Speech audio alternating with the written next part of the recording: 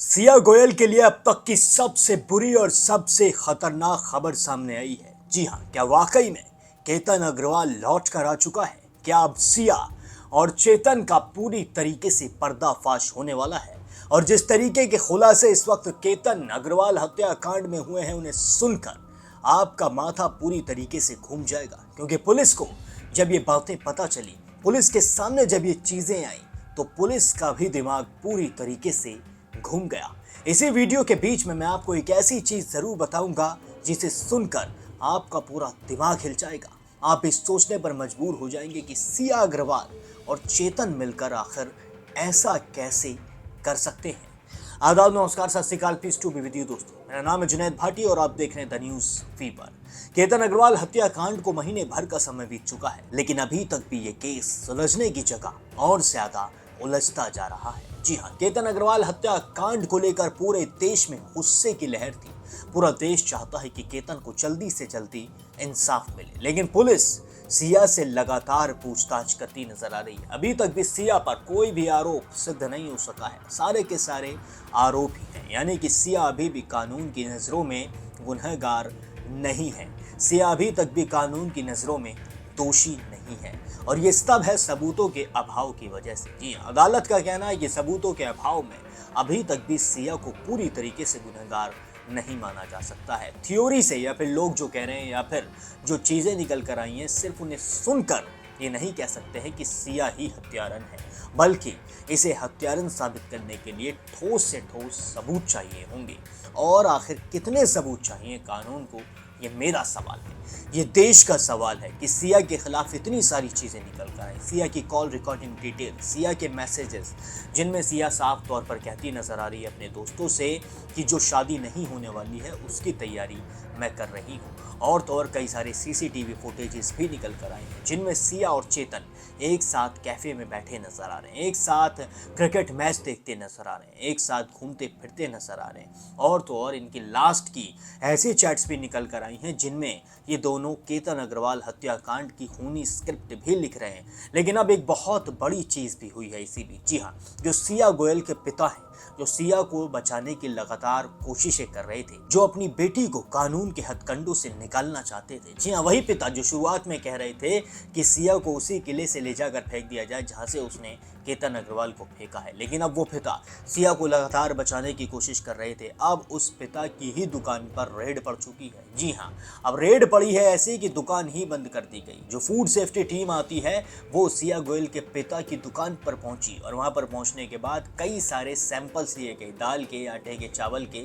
किराना store है इनका, बहुत बड़ा स्टोर है, उसके कई सारे सैंपल्स लिए गए, जिसके बाद ये पता लगाया गया कि ये पूरी तरीके से ठीक नहीं है, और सिया गोयल के पिता की दुकान को पूरी तरीके से सील भी कर दिया गया है। लेकिन अधिकारियों ने कहा है कि केतन अग्रवाल हत्याकांड से इस एक्शन का कोई भी लेना देना नहीं है। ये सिर्फ फूड सेफ्टी की वजह से एक्शन हुआ है, जिसमें सारी की सारी चीज़ों में गड़बड़ी पाई गई है, जिसके चलते इनकी दुकान को सील किया गया है।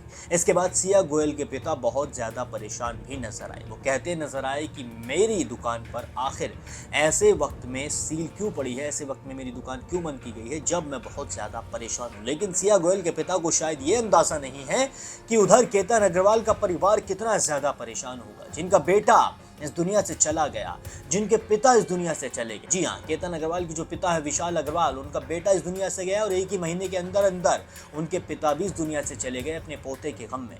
जी हाँ, उस परिवार से दो लोग एक साथ चले गए, और ये कह रहे हैं कि हमें दुख है। आप सोच कर देखिए जरा कि आपकी बेटी ने कितनी जिंदगियां बर्बाद की हैं, और अब आपकी बेटी की वजह से ही आपकी जिंदगी भी बर्बाद होती नजर आ रही है। जी हाँ, कहीं ना कहीं अधिकारी जरूर कह रहे हैं कि इस मामले का, ये जो उनकी दुकान पर सील लगी है, इसका केतन अग्रवाल हत्याकांड से लेना देना नहीं है। लेकिन वो कहते हैं ना, कर्मा जरूर लौट कर आता है, और शायद वही कर्मा इस वक्त सिया गोयल के पिता को भी मिलता नजर आ रहा है। सिया के परिवार से भी अब कर्मा बदला लेता नजर आ रहा है, क्योंकि केतन अग्रवाल एक सीधा साधा लड़का था। उसने सिया को मनाने की बहुत बार कोशिशें की थी, वो सिया से दिल से प्यार करता था। और तो और केतन अग्रवाल अपने घर पर जाकर भी बार बार कहता था कि मम्मी, आपने सिया का बैकग्राउंड अच्छे से चेक किया है कि नहीं, क्योंकि केतन अग्रवाल जब भी सिया को फोन करता था तो ज्यादातर सिया का फोन बिजी ही जाता था।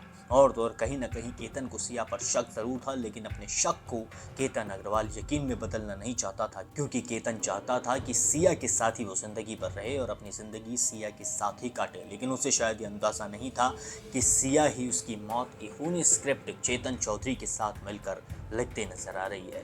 दुकान सील होने पर सिया गोयल के पिता का क्या कहना है, आप वो सुनिए। फूड एंड ड्रग्स के ऑफिसर थे, तो उन्होंने कुछ मेरी शॉप से 4 तरह के सैंपल्स लिए, नमूने लिए।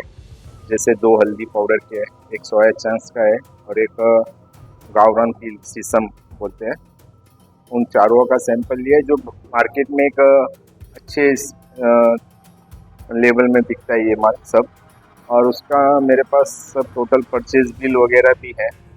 तो उन्होंने वो सैंपल आगे जो भी कार्रवाई करनी है वो करेंगे वो।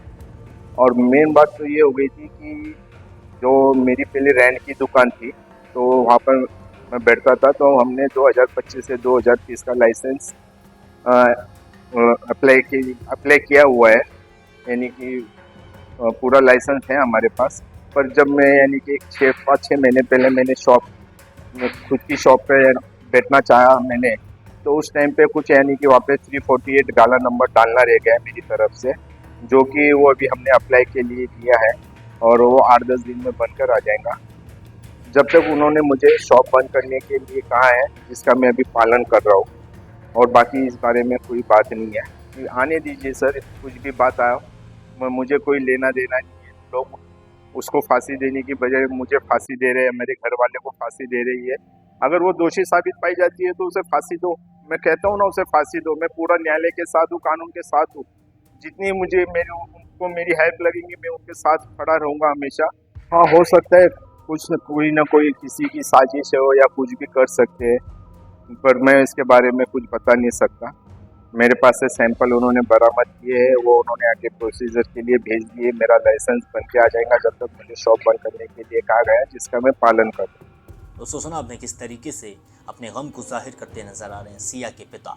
लेकिन सिया के पिता को कोई ये बताए कि केतन के जो पिता का गम है उसे कौन देखेगा।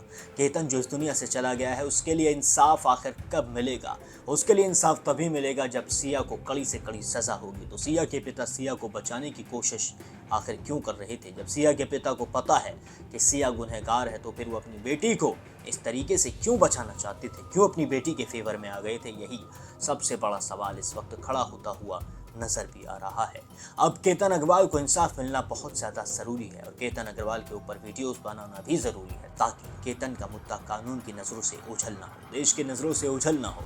इसलिए केतन को इंसाफ दिलाने के लिए कमेंट सेक्शन में जस्टिस फॉर केतन अग्रवाल ज़रूर लिखिए और वीडियो को जितना ज़्यादा हो सके उतना ज़्यादा शेयर भी करिए। चैनल को सब्सक्राइब भी कर लीजिए ताकि हर वीडियो आप तक समय के साथ पहुंचता रहे।